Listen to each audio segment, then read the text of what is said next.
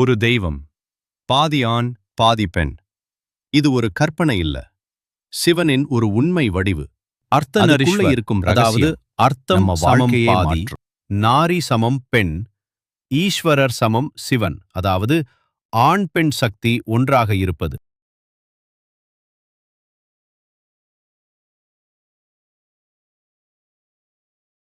ஒரு காலத்தில் உலகம் முழுவதும் இம்பேலன்ஸ் ஏற்பட்டது. ஆண் சக்தி பெண் சக்தி சமநிலை இல்லாமல் போனது. அதை சரி செய்ய சிவ இந்த வடிவத்தை எடுத்தார்.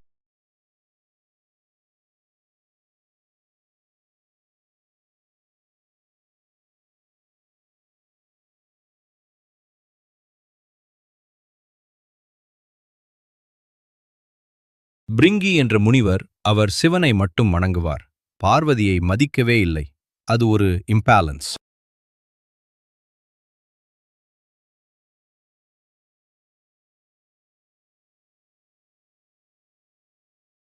அதை பார்த்த சிவன், நீ என்னை மட்டும் வணங்க முடியாது என்று சொல்லி சிவன் பார்வதி இருவரும் ஒரே உடலாக மாறினர். அதுதான் அர்த்தநாரீஸ்வரர்.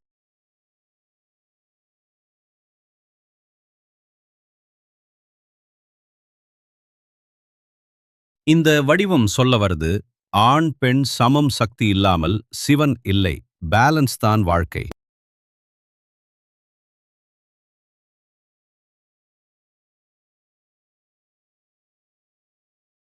ஒரு பக்கம் திரிசூலம் பாம்பு ருத்ர சக்தி, மற்றொரு பக்கம் அலங்காரம் மென்மை சக்தி.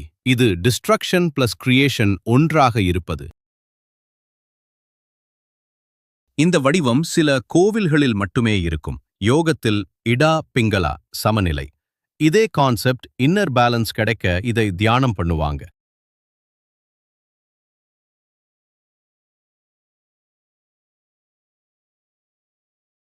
நம்முள் இரண்டுமே இருக்கு, ஆண் சக்தி பெண் சக்தி.